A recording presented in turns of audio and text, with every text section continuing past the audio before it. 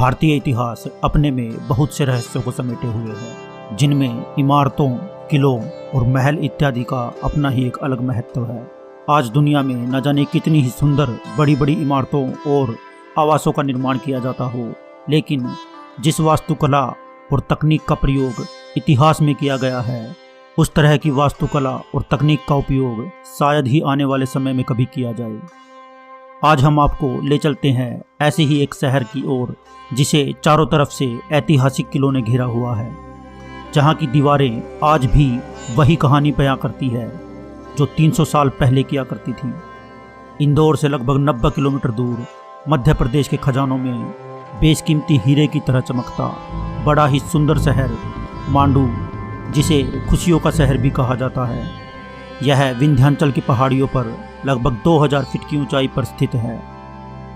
8वीं शताब्दी से लेकर 14वीं शताब्दी के पूर्वार्ध तक चक्रवर्ती सम्राट राजा परमार भोज के वंशजों ने मालवा की राजधानी धारा नगरी पर राज्य किया था।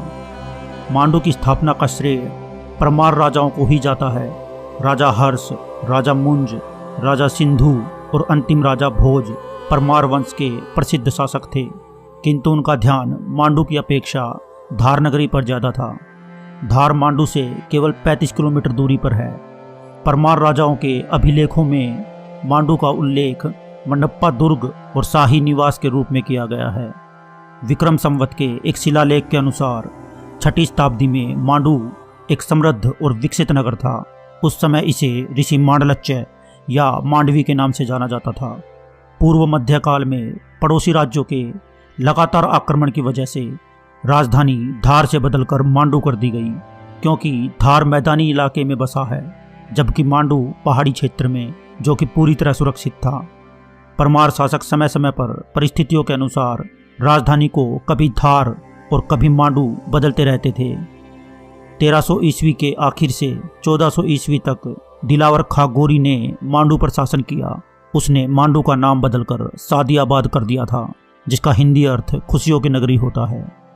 मांडू की खंडहर हो चुकी इमारतें हमें इतिहास के उन शासकों की विशाल एवं समृद्ध विरासत और शान शौकत से रूबरू करवाती है, जिन्होंने कभी यहाँ राज किया था।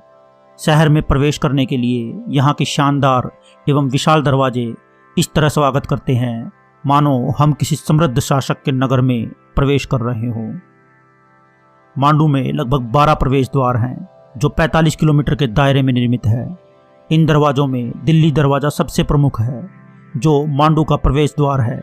इस दरवाजे में प्रवेश करते ही अन्य दरवाजों की शुरुआत के साथ ही मांडू की इमारतों की स्थापत्य वास्तुकला के सौंदर्य की शुरुआत हो जाती है। मांडू में प्रवेश करते ही सबसे पहले कांकड़ा खोह दिखता है, जहां सैलानियों की खासी भीड़ उमड़ती है। गहरी खाई के आसपास का खूबसूरत नज़ारा और झरनों की कलकल सैलानियों को खूब लुभाती है। यहाँ से विंध्याचल पर्वत की सुंदर वादियाँ नजर आती हैं।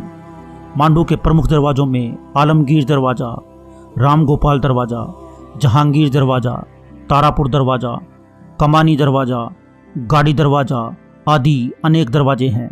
मांडू को मांडवगढ़ के नाम से भी जाना जाता है।